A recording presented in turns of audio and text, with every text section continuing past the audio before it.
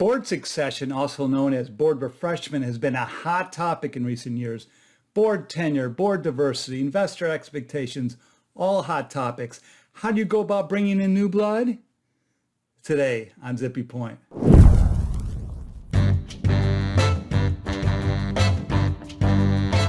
I'm Brock Romanek, and I'm a big fan of yous. If you're experienced in board succession planning, you know that it's more of an art than a science. You may know exactly what the board needs on paper, but finding that person can be like looking for a needle in a haystack. There are a lot of outside pressures these days too. Investors are looking more closely at a board's composition and how the processes that evaluate and bring on new directors work. Rightfully so, given the not so distant past history of how new directors were selected, the CEO packing the board with his good time buddies. This still might be the case today at more companies than you would think. A power play with the CEO still happens. Director searches involve search in loose terms. The process starts by opening it up to the board. Who would be good?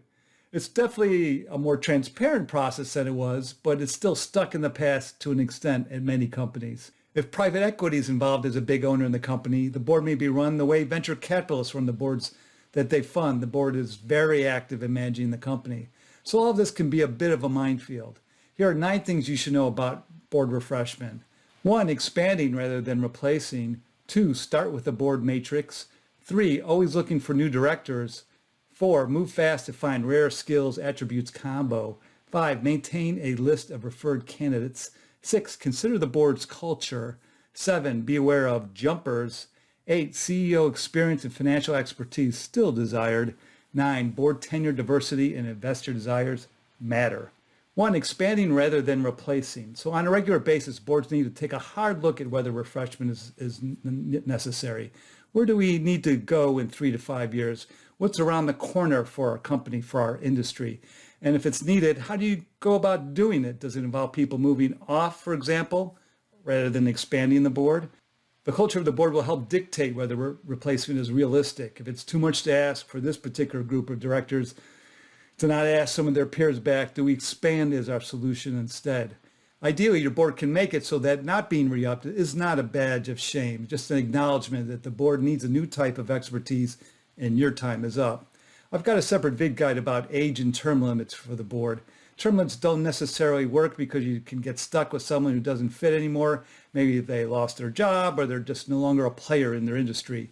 Age limits can be arbitrary. One person might be greater than they ever were at age 75. Another might have been mailing it in since before they were 60. 2, start with a board matrix.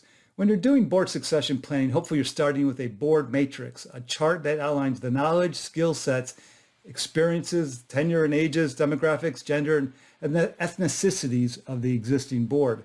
The board matrix helps you get organized to facilitate your brainstorming session that determines what the board is lacking. You stack what you have against what the future needs of the board are based upon the company's direction, but also based on some holes that your board has always had, perhaps a lack of women, a lack of racial diversity, global reach, technological expertise. These are all common needs as there has been slow movement away from the all-white male boards of the past. It's been frustrating to watch. So in some proxies, companies have put in a board matrix, but that shows like what the current board looks like. It doesn't get into what the future needs. So the board matrix you have not in the proxy, you have a separate one that's a little bit broader. So here's an example of what a board matrix looks like. 3, always looking for new directors. Directors might leave unexpectedly. It happens all the time. They become ill, or maybe they need to care for a loved one. They get a job that monopolizes all their time, or perhaps their new employer isn't a good match for your company reputation-wise. So it's good to be prepared and always consider yourself engaged in a director search. 4, move fast to find a rare skills attributes combo. What I mean here is that if an ideal candidate happens just to suddenly become available, someone that will be gobbled up if you don't grab them first, a minority woman who happens to be a CEO in the industry that you desire, if you don't have a vacancy, you create a vacancy. You enlarge the board by 1. If you have a search firm, the good ones will be bringing these candidates to your attention if they run into one. I have a separate vid guide about how you select a director, recruiter, or search firm. There's a link to that beneath this video. 5, maintain a list of referred candidates. So you want to maintain a list of bios from people that are referred to you over time. It's inevitable that Some of your directors will let you know about other folks that they know that are seeking a board seat.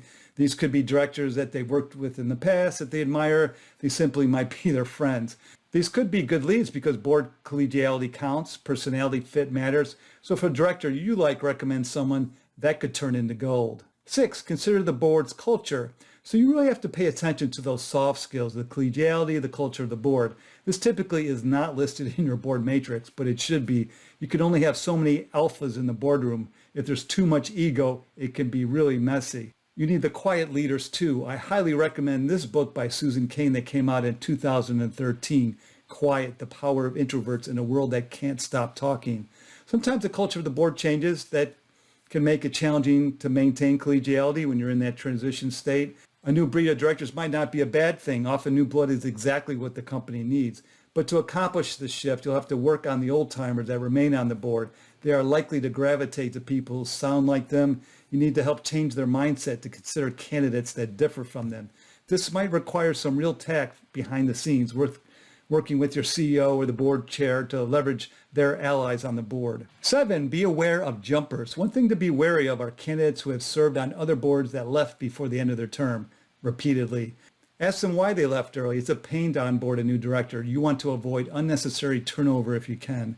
On the other hand, we're now seeing a new, different kind of director, younger people who do not want to serve on the board until they hit age 70. They want to come on the board for some period of time, 3, 5 years, maybe less, where they feel like they're really adding value and then they want to leave. They have a short-term perspective. So they're not jumpers per se in the sense of leaving because something better came along. They just intended from the beginning to stick around for a few years because that's the way they roll. That's the way they operate. There's a difference. If you know up front that someone intends to be around for only a few years, you can plan around that. Unfortunately, sometimes bringing in new young blood does not work. The new young directors might become frustrated because they have a different need for speed than the rest of the board. So real friction ensues and it can blow up the collegiality of the board, and the youngster might leave sooner than you expected because of these compatibility issues. 8, CEO experience and financial expertise still desired. So some things never change. There's still a big desire to have active CEOs on the board. That's always been the number one criterion, and it still remains the case today. But even more so today, as CEOs these days tend to be younger and face the same competitive, hard-charging, fast-changing world that your CEO faces. So it's good to have somebody on the board who is living in the same situation. And there's always an appetite for more financial expertise. It helps with coverage for the audit committee. But instead of looking just for somebody who has an operating finance background as a CFO, these days they're marrying that with a secondary skill set. The searches tend to be more complex. 9, board tenure, diversity, investor desires matter.